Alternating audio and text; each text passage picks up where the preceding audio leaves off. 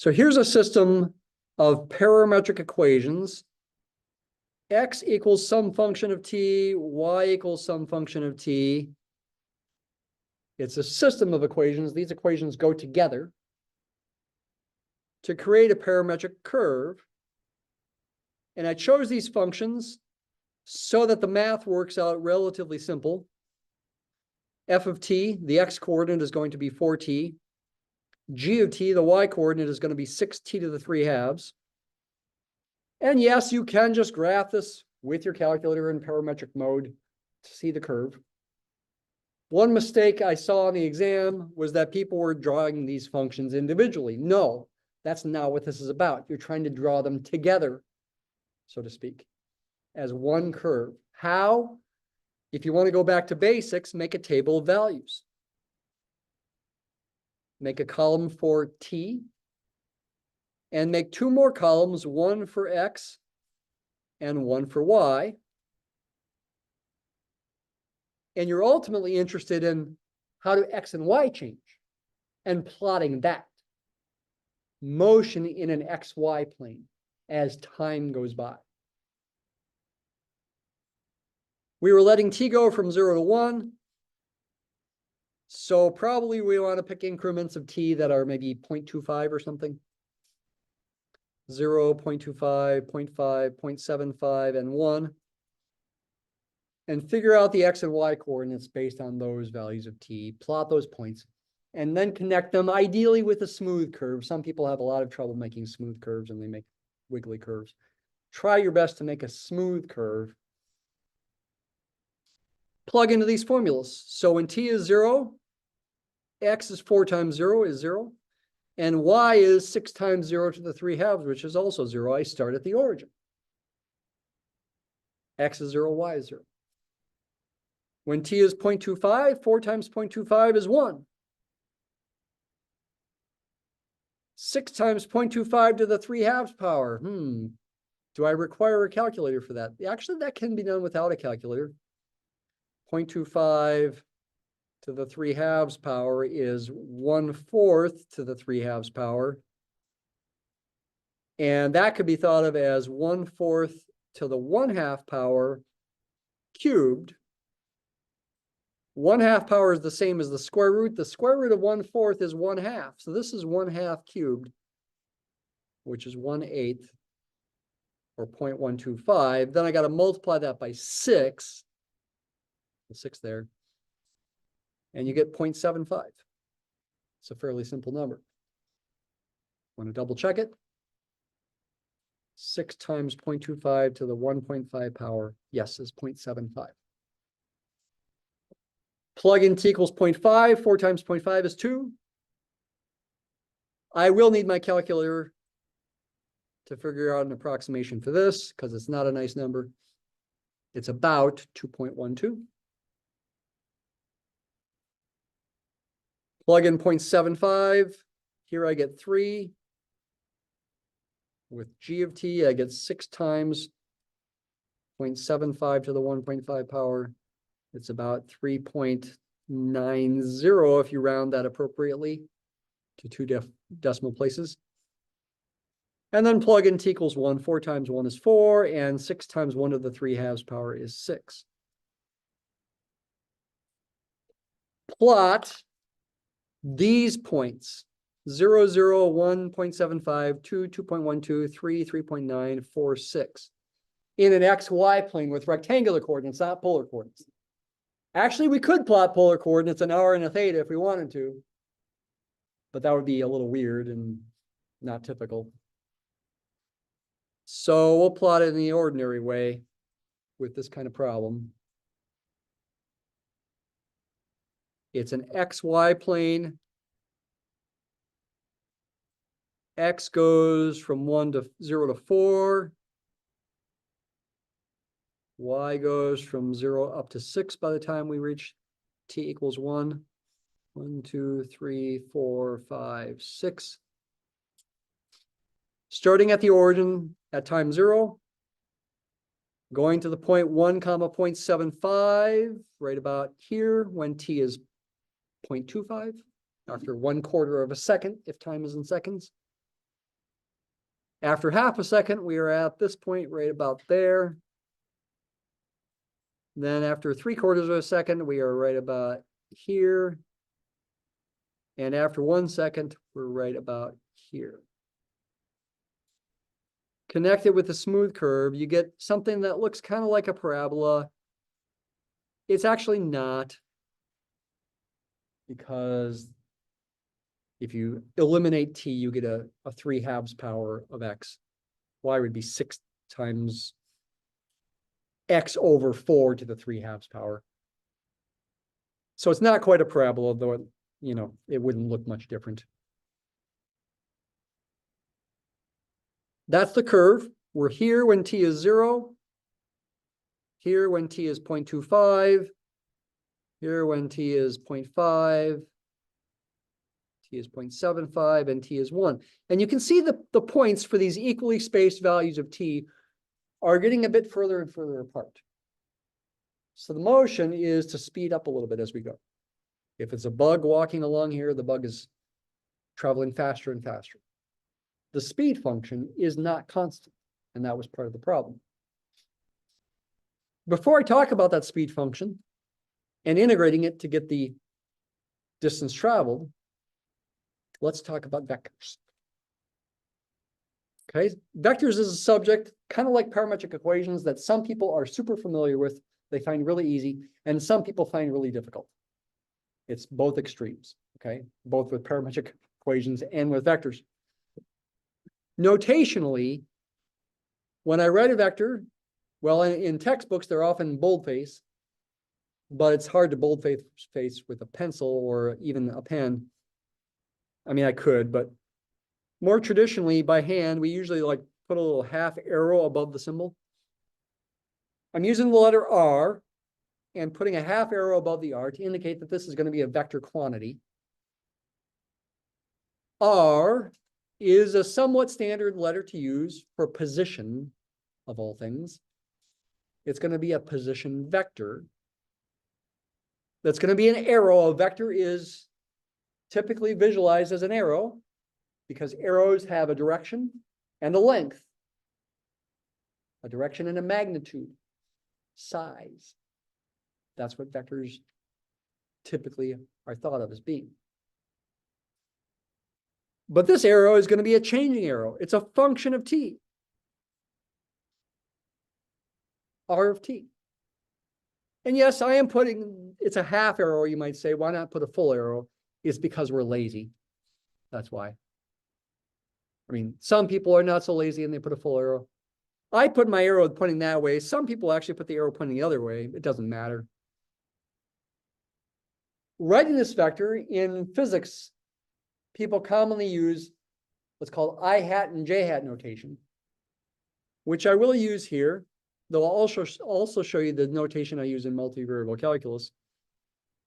You could say it's X times I hat plus Y times J hat, though X and Y both depend on T, so this notation is not ideal.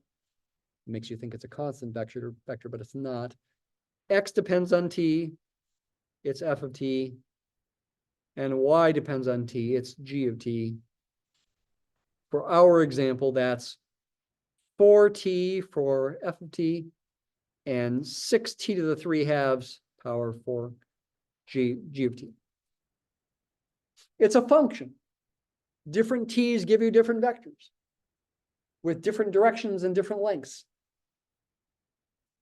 What are I hat and J hat? They're called the standard unit vectors.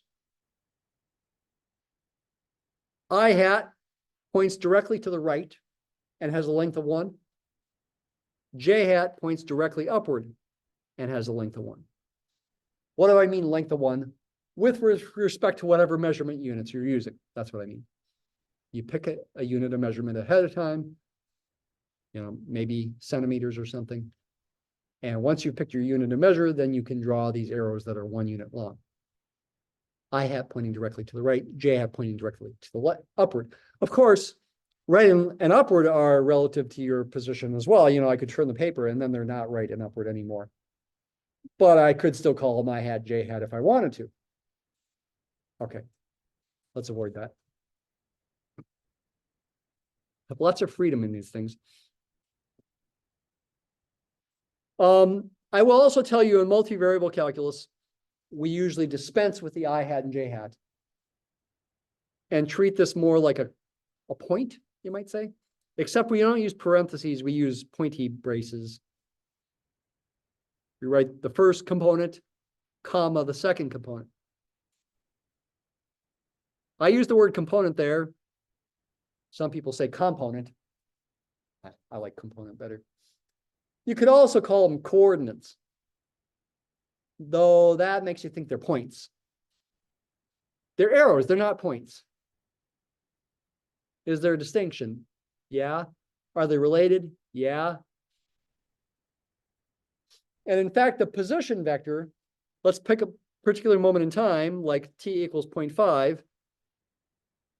R of 0.5 would be f of 0.5 I hat plus g of 0.5 j hat. That's going to be, based on the table up here, approximately 2 I hat plus 2.12 j hat. That's going to be an arrow formed by taking I hat first, multiplying it by 2, meaning make it twice as long in the same direction. If this green arrow is I hat, this red arrow is supposed to be 2 I hat, twice as long. And then take 2.12 times j hat, take j hat and make it 2.12 times longer. Hardly noticeable, but this is slightly longer than 2 times longer than j. 2.12j. And add those vectors by, well, in this picture at least, making a rectangle like this and starting in the lower left corner and going to the upper right corner, which is equivalent to what's called the head to tail definition of vector addition, where I can take this, the 2I hat vector and add on the 2.12 j hat vector by sliding along over here and putting it there as well. I could think of the vector addition that way too. And the resultant vector starts here and ends there. Looks like a 45-degree angle. It's slightly bigger than 45 degrees in this case. But we have freedom in where we put these vectors. The only thing that matters with the vector is its length and direction. It doesn't matter where I move the vector to. As long as the length and direction stays the same, it's the same vector. And that's convenient because it's a problem-solving tool, essentially. With regard to forces on an object, for example, it's convenient to put the base, the starting point of the vector, at the mass,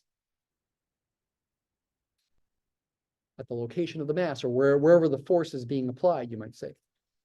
With a position vector, it's convenient to start the vector at the origin and make its tip be at the location of the object at that moment in time. So I should probably make that green or something. Here's an arrow starting at the origin, going to that point right there. That arrow is the vector r of 0.5. And notice it's pointing at a point, the point you're at, whose coordinates are 2 and 2.12. In fact, they're the same as the components of the vector. That's the association between vectors and points. The position vector of a point is an arrow starting at the origin and going to the point, having its head at the point. A very natural way to associate points with arrows. But to come back and relate this to the problem at hand, where we want to find the speed and the distance traveled too, we need to also talk about differentiating vectors. It's not a constant vector, it's a vector valued function. R of t changes over time. As an arrow, it changes its direction and its length. It gets longer and longer as time goes by. And it's the angle with the positive x-axis gets bigger and bigger for this particular motion here. It changes. What's its rate of change? Should we call that a velocity vector?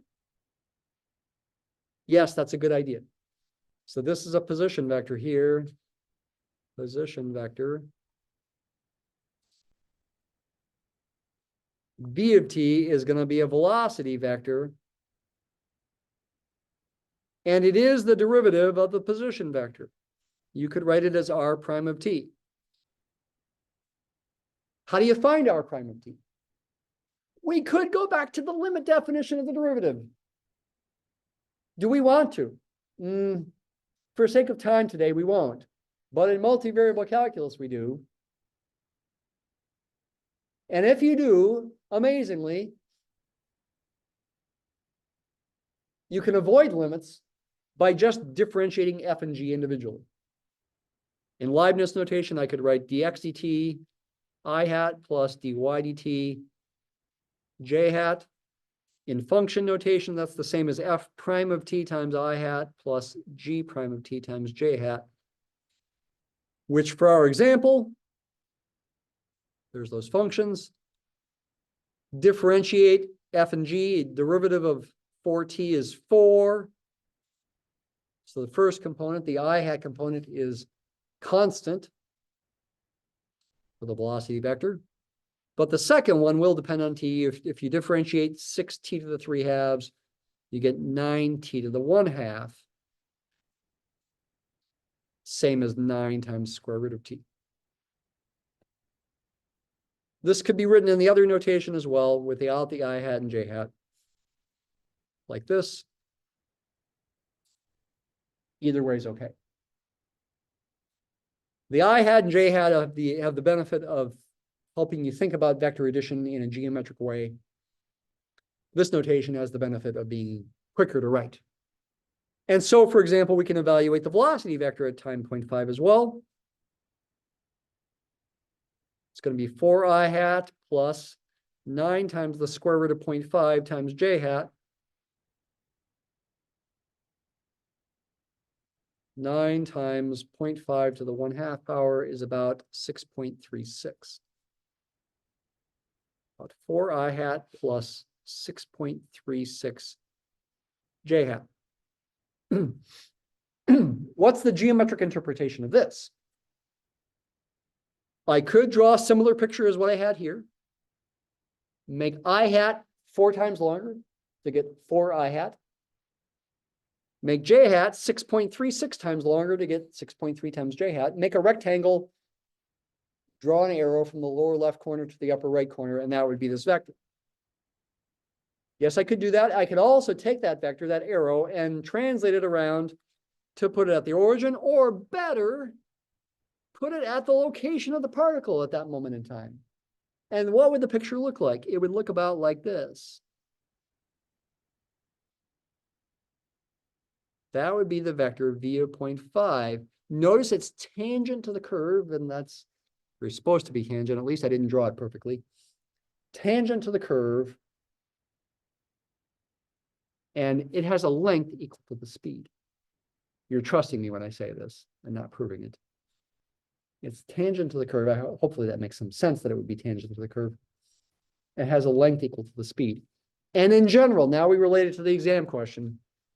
In general, the speed is the length or magnitude of the velocity vector. Imagine this general thing drawn as an arrow, and make a right triangle. So here's f of t I hat, f prime of t I hat, I should say, g prime of t j hat. This is the velocity vector v. I could use the Pythagorean theorem in this right triangle to figure out the length of v. The speed is the length of the velocity vector. And what the Pythagorean theorem would give you is, that's the square root of dx dt squared plus dy dt squared. We used this when we were talking about polar coordinates before break. Also written as square root of f prime of t squared plus g prime of t squared. And for our example, again, f prime is 4 and g prime is 9 square root of t. So if I use those things here, I get square root of 4 squared plus 9 square root of t squared, square root of 16 plus 81t. There it is. That's the speed function. It's a function. It's not constant. In fact, it's an increasing function. I could say speed of t is square root of 16 plus 81t. I could plot this function. It's not constant. The graph's not a horizontal line. In fact, that's not the origin there. If I use plot range, I can see it starts with a positive speed at time 0. In other words, this particle is already moving when we start time at time 0 at 4, say, centimeters per second or something. By the time we get to time 1, it's traveling faster. It's going close to 10 centimeters per second. Just like we emphasized the first couple weeks of class, and on the mini exam, the integral of the speed is the distance traveled. It still works, even though our motion is along a curve. It's not up and down, it's not left and right, it's along a curve. The integral of the speed is still the distance traveled. You might wonder, is the integral of the velocity still the displacement? Yes, but the displacement would now be, both the velocity and the displacement would be vectors. I'd have to integrate a vector. That's not too much different than differentiating a vector. Do it component by component. And what is the integral? On the exam, I wanted you to do it as a function of time, the distance traveled,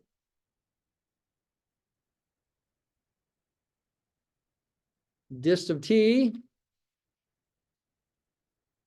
It's a function of time. It's the integral of the speed. I could write it as an indefinite integral and just say it's some antiderivative, and I got to figure out what the plus c equals. But it's more precise to write it as a definite integral where the upper limit of the integral is the variable. But if I do that, and if I want to emphasize that the true variable for this function is that upper limit, I better use a different letter here, like a tau, like I did in the exam. So for this example, this becomes the integral from 0 to t of square root of 16 plus 81 tau d tau, which looks like kind of a hard integral, but it's actually not too hard. Do the substitution that I suggested on the exam. Let w be 16 plus 81 tau to help you solve the integral. dw would be 81 d tau, which would mean d tau is 1 over 81 dw. You're going to get a 1 over 81 w to the 1/2 dw, but you must change the limits of integration. That was one of the things I was emphasizing here on the exam for this problem. Use this equation to change the limits of integration. When tau equals 0, the lower limit of the integral, what is w? It's 16 plus 0, 16. When tau equals t, sounds strange to say, but yes, we could say it. When tau equals t, then w is 16 plus 81 t. This is a t, not a tau. Do the integral. Some people made a mistake in doing the integral. They differentiated w to the 1/2 instead of integrating it. Integrated it, you'll get w to the 3/2 divided by 3/2. Same as multiplying by 2/3.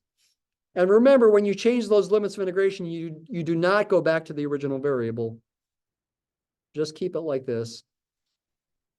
And what you end up with in the end is 2 over 243 times, in parentheses, 16 plus 81 t to the 3/2 minus 16 to the 3/2, which is 64.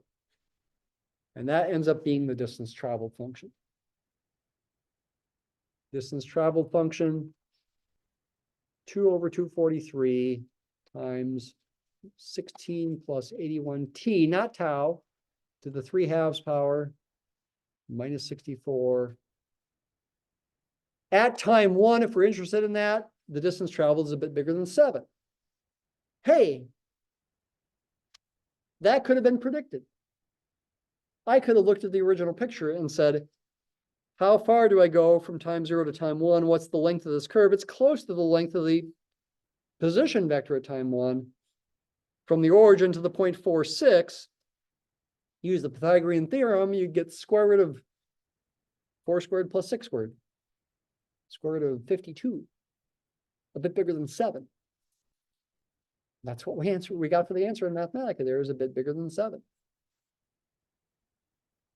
Can also plot both the speed and the distance traveled function in the same picture, and that's informative as well.